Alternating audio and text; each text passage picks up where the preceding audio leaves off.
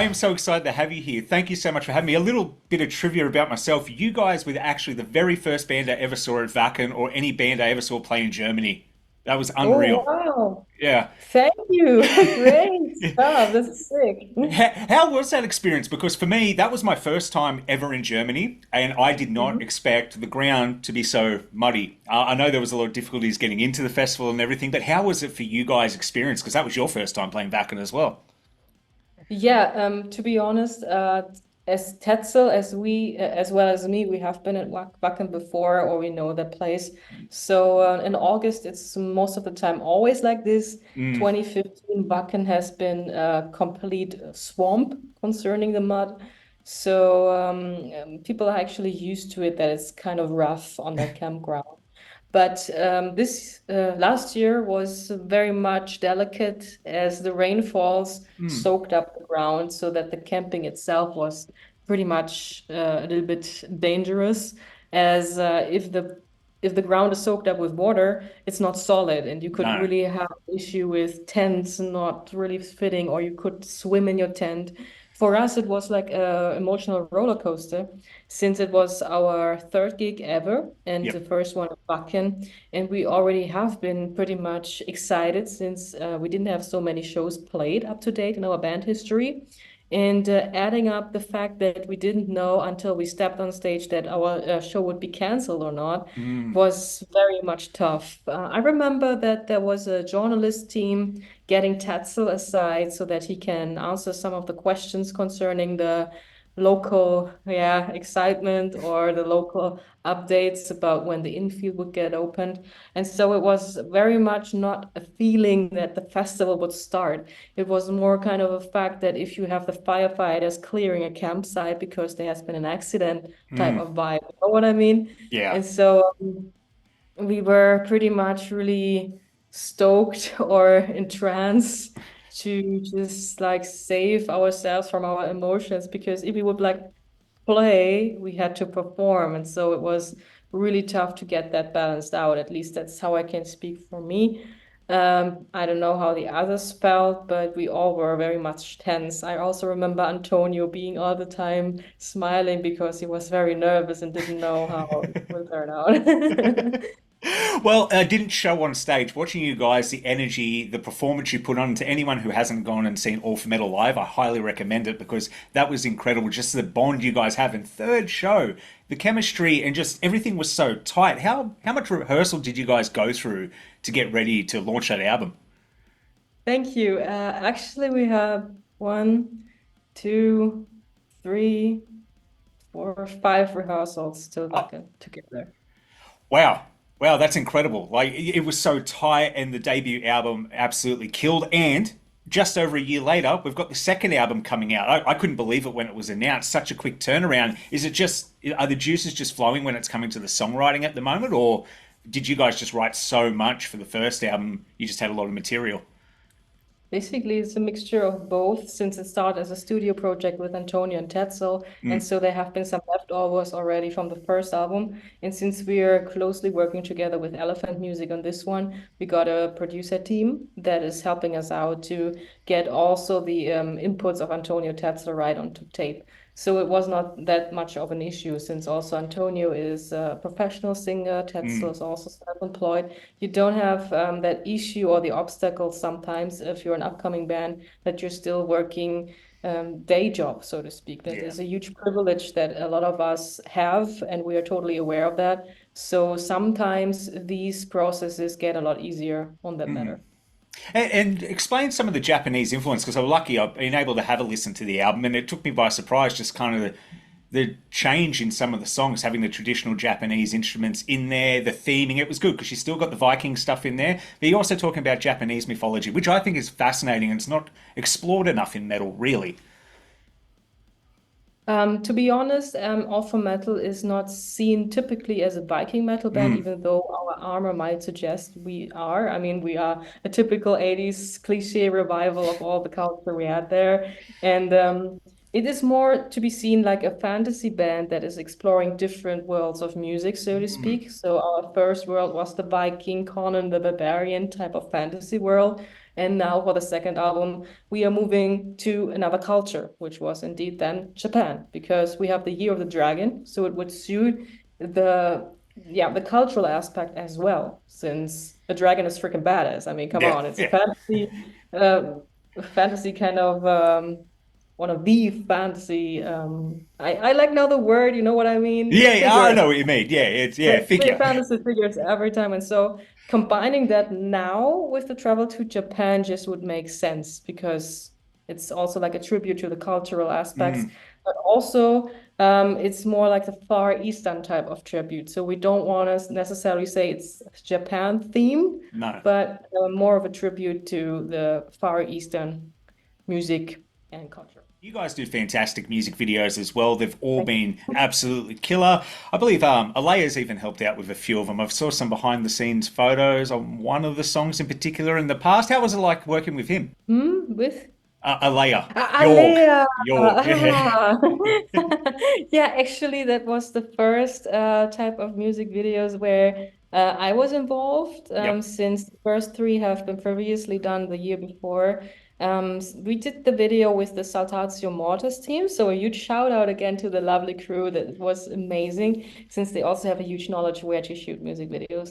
Alea was there helping us out with the costumes, since it was also the first time where Ursula and me, as we joined the band, decided which outfits we would actually wear. Ah, And so he was there.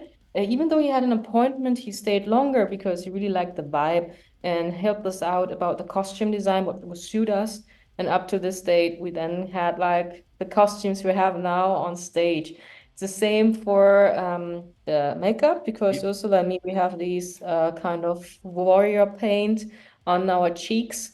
And so they got a lot of creative input in us because as they are already in the business for a longer time, they have like a sense of aesthetics that Mm, was the character of a person. And so that you don't feel like you're wearing a costume, but much more like developing your own character you already have, if this makes any sense. yeah. So it was a very comfortable video shooting, a very professional video shooting with a lot of fun, since they also have the same kind of humor. I mean, metalheads, they share the same type of humor at Yeah. some point. And yeah, they really made sure that we all felt good. And also Mareike, who was managing everything. She is such a sweet person. It was all done very smoothly. And also when we were at the monastery, where we did the Mountain of Power video in the forest, they made sure that everything was going smoothly with the fires. Since, yeah, I mean, come on, second music video, hey, deal with fire. And so they were very much also instructing us where not to go, where not to, what not to do. And so you didn't even notice anymore that something like that was going on. So it was a great experience. And yeah, totally badass. Do you have a favorite of the music videos so far, or any that might be coming up that's not released yet? Wow, that's an interesting question, to be honest.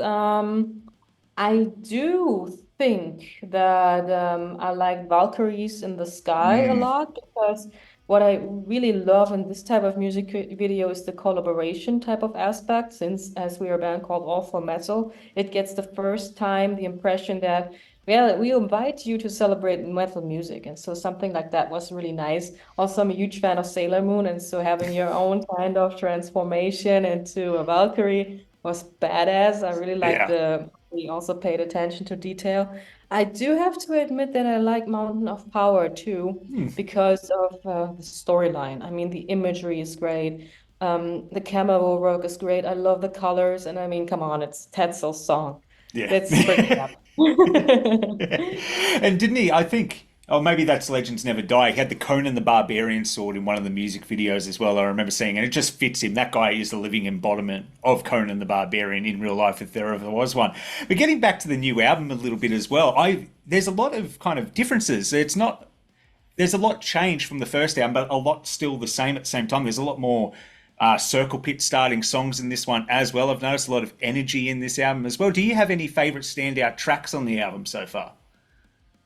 I do have to admit that I like Gods of Metal Mm, because the title track also delivers that type of energy. And I like atmospheres a lot. So when Tetzel is starting that song with his speech, it really gets you into that praying kind of manner. Come on, let's celebrate it.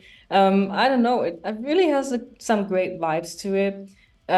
Also, I think Path of the Brave turned out pretty Mm. nice. Antonio has a great, great voice, and he shines in that song completely. So I think this is his standout track where he can shine, and it's really much goosebumps inducing.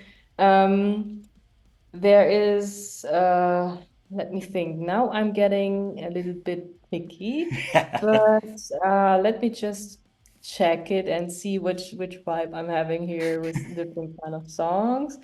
So there is another one that I really love. Let me see. Top three. I think it's very hard to pick a number three. Yeah, that's the thing when you ask me about favorites. It's all the like weighing up and weighing down. Yeah. So It's one of those things mm, too. Once you start playing the songs live, the crowd energy might change your opinion on a certain song if the crowd's really into it too, I can imagine.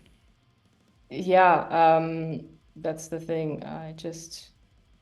Let me think. I think Who Wants to Live Forever? Mm. The last one. That was a Yeah. very good song as well, especially with Tenzel's kind of like the his almost big speech leading into it. That was a brilliant song as well. It's not the Queen cover. If anyone's listening, think it's "Who Wants to Live Forever" by Queen. It's not. So I was a nice surprise actually when it came on because I can picture Antonio singing that song. I think that guy can sing anything. He's got the most unreal voice as well. I have to agree on that. But I'm also very much amazed by when we're doing sound check. Antonio is doing that "Welcome to the Jungle" kind of scream, and that he's going all the way up. It's crazy.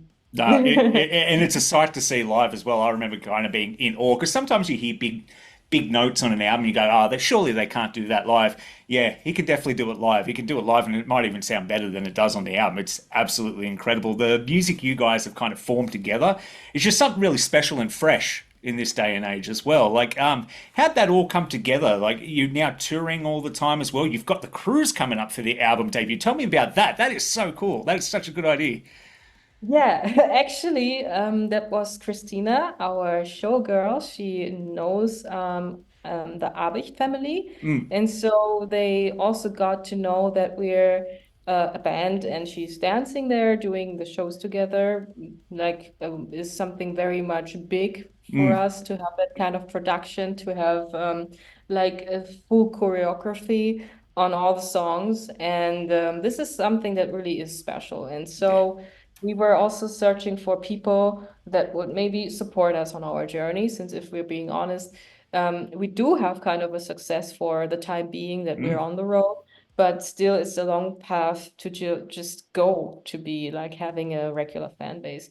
And so they supported us with, hey, I mean, if you want to do a release party, we might as well offer you ship, something like that. And so there were some negotiations done, how this could work, if this would suit. And so this is how it was set up because we mm. do have cruises. We have the 70K tons over there in Miami. We have the full metal cruise here in Europe. And so people in metalheads do like the ships. I mean, also Pirates of the Caribbean type of vibe, Vikings pillaging villages, whatever, you know. And so it would suit the vibe. And so as Hamburg was our first type of headquarters, so to speak. We were still with AFM Records. Now we're with Raining Phoenix Music. We decided to like do that as a small homage where it all started. Mm, And so all the pieces get together. We're doing the cruise as our album release party event, where also the people have the chance to talk to us one to one, celebrating the album. And it's a very intimate kind of thing for us because of the place where it is and yeah, the celebration itself. I mean, the ship is freaking epic just I to know. also explore and get to know people. And I think the vibe is just good to just be excited to be on the ship and then like get into communicating, you know? Yeah. Hey, who are you? Oh, how do you like it? I mean, that's a pretty nice setting. Yeah, and it's not something everyone gets to do, so it is very unique and kind of a, once in a lifetime thing to be able to do your album launch on a ship. I can't think of really any bands that have done that in the past off the top of my head, so that's extremely cool that you get to do. Is this something you thought when you first got into metal music and guitar playing that you'd be doing, performing at VAC and performing at 70,000 tons? Like it's incredible. What actually got you into music yourself, like the heavier start? Well, there's a lot of information in this question. We're not playing at 70K yet, but I mean, Wacken is a dream come true. And if someone would have told me that when I was starting out, I would just be like, ah, everyone else can do this, but I'm just a bathroom guitarist and a girl. And how I got into music, actually, my father is a huge music enthusiast, but he is more listening to the Beatles, the Rolling Hmm. Stones, so the oldies type of stuff, Telstar, the good old Yeah. music you would just have in mind when you just want to maybe drive on a road in the US. I don't know, I get this vibe for some Yeah, reason yeah, I get it. with like Cadillacs and whatever. And so this was kind of a really nice thing for me. I got my cassettes with these songs, and I always listened to music. I'm also a huge video game player when I was a Mm. kid, a huge horror PC game enthusiast. And so it happened that I was playing Obscure with a friend. That's kind of the four or six teenagers, I don't remember, are getting locked into high school, investigating how some of their fellow students get kidnapped. And so the intro song of that horror game was Still Waiting by Sum 41. Ah, And yep. have finished that game, you were able to see that music video. And I really liked the irony they had there, presenting the record label in the way they did with the rebranding of the Sums. And I really found it funny. That was my type of humor. And so I got into heavier kind of music. The first album I purchased of them was Chalk, which Yep. was highly Metallica influenced because they had traumatic experiences in Congo when they were doing the documentary there.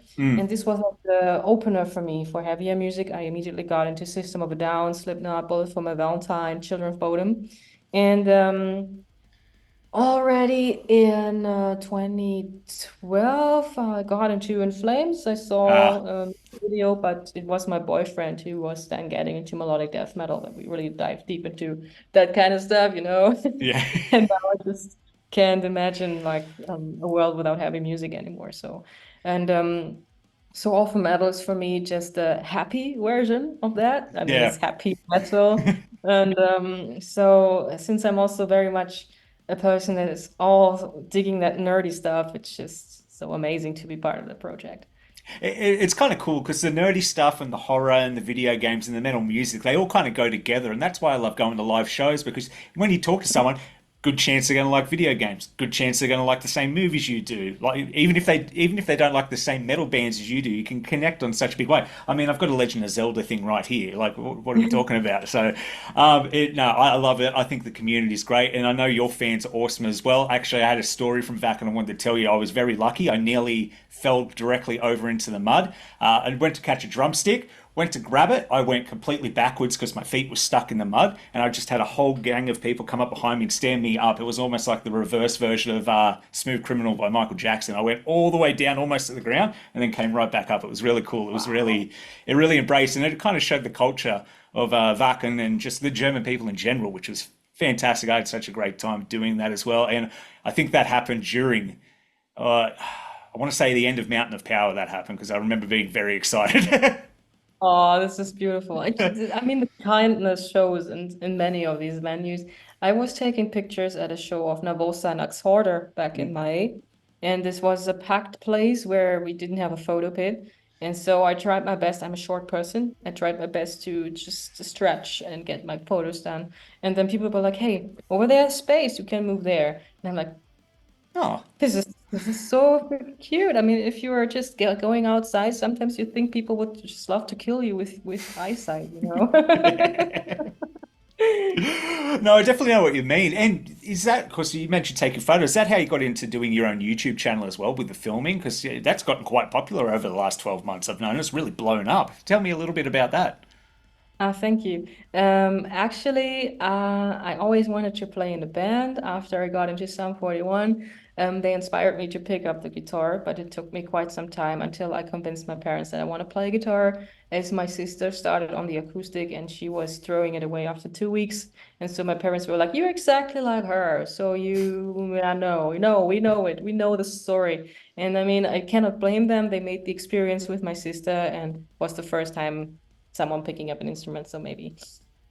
Yes, Yeah. but I was insisting. I got my guitar, and I also wanted to play in a band. And yeah, because this was something, I don't know, I just had the feeling I wanted to do this. Mm. And when I was searching for bands, I played mostly in rock bands, and the main issue I had was that many people didn't want to have a girl in the band since they caused trouble. I can understand at some point because if guys fall in love and you're a couple in a band, it can lead to problems if you're not emotionally mature and can know that you can divide a band from the Mm. personal relationship. And so I was always stigmatized. Like, hey, you play great, but you don't want to have a girl in the band. And so I started to do videos because if I cannot play with anyone, I just might play with myself. And so I started my band, JJ's One Girl Band, as Yeah. a middle finger to like, hey, if you don't want to have me, then I do my own stuff. And so the first thing I did was instrumental covers with karaoke videos because I was shy. I didn't want to show myself, and I Mm. just wanted people to enjoy what I recorded, and so that they can make something out of it, singing to it, whatever. And so my System of a Down covers got even pretty popular. They had a lot of views for me just getting that channel up and doing that. And my best friend was then like, "Hey, show yourself. I mean, people maybe want to get to know you." And Mm. this is how I started to record covers. People were very much encouraging to see that I'm a girl doing that, Yeah. since I was also one of the first female guitar YouTubers back then. And since I'm also a technical nerd, never had much money, I was also figuring out the best way how to get my sound done with not so much gear involved. Yeah. And so naturally it developed. I'm ironically here in Berlin visiting a friend who was helping me to get professional. He was the first one who helped me out with 4K videos, moving cams and such. So that's the irony here. If I Yeah. wouldn't be here, like wouldn't have visited him back in 2016, I think I won't be here since he was very encouraging. He's a self-employed musician. I'm now as old as he was when we first met, I think. And he was always like, "Hey, you're doing great. You're doing great. All you need to do is maybe having people who help you because you cannot do this on your own." Mm. And so I always search for some assets, how to get better. And yeah, this is how it turned out. I then eventually got to join a band that also helped me out to get a lot of life experience, songwriting experience, concert experience, like everything. I mean, it was such a great thing to learn more about music in general and live concerts. And back in 2022 at Metal Hammer Paradise, Isis, who was back then working at AFM Records, Mm. was scouting, and we got to talk about all for metal, if it would be something I'm interested in. And so I ended up in that band because I had done my YouTube channel as a flip off to everyone who says girls can't play guitar. Wow, that is incredible, and what a cool story as well. Look, it just started from a bit of a, like you said, I'm going to do it anyway, and look where you are now. That's awesome. Like, congratulations on all the success you've had with it, and you flying off to Japan, you're playing all these big shows. But I've got to ask this, and it'd be wrong of me not to ask. How do you guys feel about jumping on a 24-hour flight and trying to get down to Australia one day? I just didn't get it out acoustically, sorry. Oh, sorry. I was just going to say, do you guys think you'll get down to Australia to play here one day? Yeah, that would be pretty much freaking amazing. I mean, our friends from Windrose just did it this Yes, year. I was there. Yeah. We also saw their pictures they did at the site where they shoot Lord of the Rings in New Zealand. I mean, this is freaking amazing, and it would be awesome to play at your place one day. We still need to work on that because Yeah. the travel expenses are quite high, and so if I'm being realistic, it might take maybe a couple of years still, 2 years, since yeah, maybe we want to test out next to Europe, the US at some point Mm. first. since this is not as long as Australia, and see how the fans would enjoy there. But it's definitely a plan to visit you. No, Definitely. that's cool. That's cool. And I reckon you'll get down here one day. And I think you'll love it down here as well. If you get to talk to the Windrose guys, I'm sure they liked it. I got to have a quick chat with them, and I know they had a blast down here, especially over in New Zealand at Hobbiton. But before I let you go today, and it's been fantastic as well, is there anything you wanted to say to the fans just before I let you go? Yeah, guys, thank you so much for watching that interview to this point. I want to say thank you so much to this lovely host. I really liked the conversation we had. If you want, or you should, since the interview is actually about promo for our new Hmm. album, God of Metal, it's out on the 23rd of August. And if you're into all that fantasy He-Man type of stuff, we got two special bundles with Antonio and Tetzel as busts. You gotta say, get your own Antonio and Tatsu in your shelf if you want to and play with them with their figures. No joke. And yeah, just let us know in the music videos how do you enjoy our music, and let us know on social media how you enjoy the songs. You can stalk us on Instagram. We gladly always respond to your messages. And if you want to get updates, yeah, just see our page there. Thank you for like always being here for us to support us for our journey, because without you, no one would get the chance to perform. Thank you very much. Well said, well said. And the links for all that will be down below for the socials and the album so you can play with your own All for Metal busts. But Yassi, thank you so much for being here today. It was an absolute pleasure. I look forward to the album debut and everyone getting to hear it. It's been an absolute pleasure. You have a great day. Thank you. You too, man. It was amazing. Thank Cheers. you. Thank you.